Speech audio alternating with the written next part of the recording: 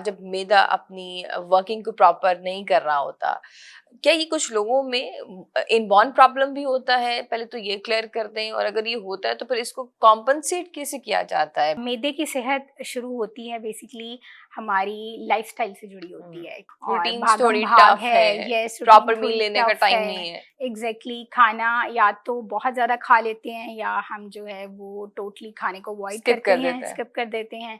और फिर जब टाइम मिलता है तो हम फिर बहुत ज़्यादा खाना जो है ना वो खा लेते हैं कि ठीक है। इवन कि जब हम भूखे हैं और हमने खाना नहीं खाया तो हमारा स्टमक क्या करता है, वो बहुत ज़्यादा तेज़ाब, जैसे हम्म। हाइड्रोक्लोरिक एसिड है, वो हम्म। प्रोड्यूस करता है। और वो तेज़ाब अगर बहुत ज़्यादा हमारी बॉडी में, स्टमक में प्रोड्यूस हो जाए तो वो हमारे स्टमक की जो अंदरूनी एक प्रोटेक्टिव लेयर है, जिसको मिकोजल लेयर कहते हैं, उसको डैमेज करता है। हम्म। और अगर हम बहुत ज़्यादा रूटीनली, हमारा ये है कि हम खाना नहीं खा रहे टफ रूटीन की वजह से, और खाना एक ही दफ़ा खा रहे हैं, तो बार बार अगर हमारे स्टमक में तेज़ाब प्रोड्यूस होता रहेगा तो वो हमारी जो अंदरूनी हिफाजती झिल्ली है स्टमक की, जिसे म्यूकोज़ल लेयर कहते हैं, उसको डैमेज करेगा और उसमें अल्सर भी बन सकता है।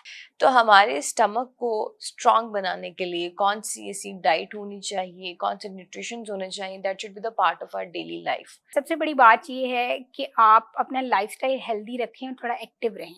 हम्म। खास तौर पे हमारी यूथ ये समझती है हम्म। कि वो दिन भर चूँकि सारा दिन काम कर रहे हैं, भाग दौड़ रहे हैं, तो उसमें उनका एक्सरसाइज का पोर्शन भी कवर हो रहा है जी। कि एक्सरसाइज भी इसी के बीच आ रही है। हम्म। ये बहुत गलत कॉन्सेप्ट है, एक्सरसाइज ये बिल्कुल नहीं है। थोड़ा सा अपने लिए टाइम निकालें। देखिए, अगर आप अपने लिए टाइम नहीं निकालेंगे तो आप जल्दी बीमार हो जाएंगे, ठीक है? फिर साथ देती रहे तो कोशिश करें घर का बना हुआ खाना खाएं, जैसे सब्जियां हैं। और अगर स्टमक की डाइट, पर्टिकुलरली अल्सर से रिलेटेड डाइट की बात की जाए, तो ये दही जो है, और इसके अलावा कुछ फर्मेंटेड ग़िज़ाएँ हैं, लस्सी हो गई, अचार हो गया, किमची हो गई। आजकल तो बहुत ज़्यादा ट्रेंड है हमारे यहाँ फर्मेंटेड किमची और शारक्राट, जो कि कैबेज से बनते हैं। फर्मेंटेड फूड्स हैं, वो बहुत ज़्यादा अच्छे हैं। अल्सर में एक फाइबर का बहुत ज़्यादा इंपॉर्टेंट रोल है। फाइबर 2 तरह का होता है, एक होता है सॉल्युबल फाइबर और एक होता है इनसॉल्युबल फाइबर। जो सॉल्युबल फाइबर है वो अल्सर में ज़्यादा हेल्प करता है, अल्सर को हील करने में हेल्प करता है, और जो इन्फ्लेमेशन हो जाती है गट लाइनिंग में, उसको कम करने में हेल्प करता है। सॉल्युबल फाइबर ज़्यादातर होता है, जैसे आप राइप बनाना है, और इसके अलावा एप्पल है। अगर आप फ्रूट खा रहे हैं तो कोशिश करें कि आप उनका छिलका पील करके फ्रूट्स को खा लें। कोशिश करें कॉफ़ी कम पिएँ, चाय कम पिएँ, सिगरेट नोशी से परहेज़ करें, और स्वीट बेवरेजेस, कोल्ड ड्रिंक्स जो है ये ना लें, क्योंकि जो कोल्ड ड्रिंक्स होती हैं वो हमारे गट में जो हेल्दी बैक्टीरियाज होते हैं उसको बहुत डिस्ट्रॉय करती हैं। अगर आप शाम को फ्री होते हैं, सुबह फ्री हैं, तो आप कोशिश करें आप जिम जाएं। जिम नहीं जा सकते, अपने घर में थोड़ा सा वर्कआउट करें, ठीक है?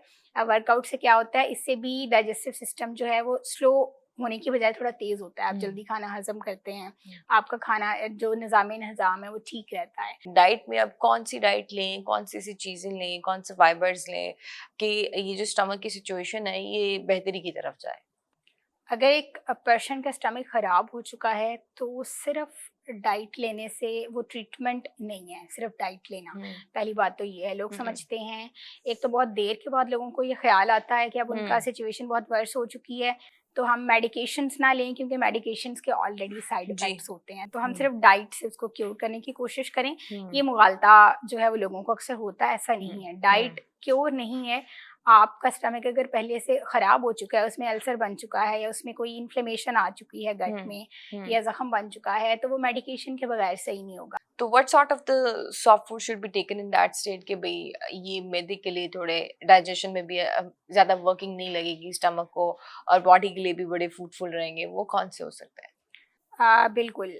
अगर अल्सर है मैदे में, या फिर कोई सोज़श है, या ब्लॉटिंग वगैरह है, क्रैम्पिंग है, पेन है, तो ऐसी सिचुएशन में मैदा फाइबर, ख़ास तौर पे इनसॉल्युबल फाइबर वो हज़म नहीं कर सकता।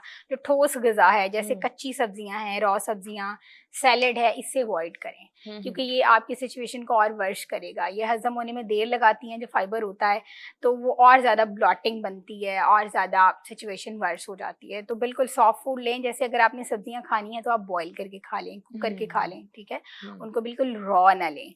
और इसके अलावा जैसे फ्रूट्स हैं, तो फ्रूट्स आप फ्रूट की प्यूरी बना लें, एप्पल सॉस है, जैम्स हैं, घर पे बना लें। अगर आपने प्रोसेस फूड नहीं खाना, आपने बाजार से नहीं लेना कि हम्म। जी हम बाजार से जैम नहीं लेके आ रहे, तो आप घर पे फ्रूट्स की प्यूरी बना लें, फ्रूट्स का वो उनको बॉईल करके हल्का सा इस टाइप का बना लें। दलिया आप ले सकते हैं, ठीक है, बॉइल्ड राइस आप ले सकते हैं, और कोशिश करें रॉ वेजिटेबल फ्रूट्स वगैरह से अवॉइड करें, और छिलका फ्रूट्स का उतार के उसको पील कर लें फ्रूट्स को, और छिलका उनका उतार के फिर खाएं, क्योंकि छिलके में फाइबर होता है और वो क्रैम्पिंग कॉज करता है।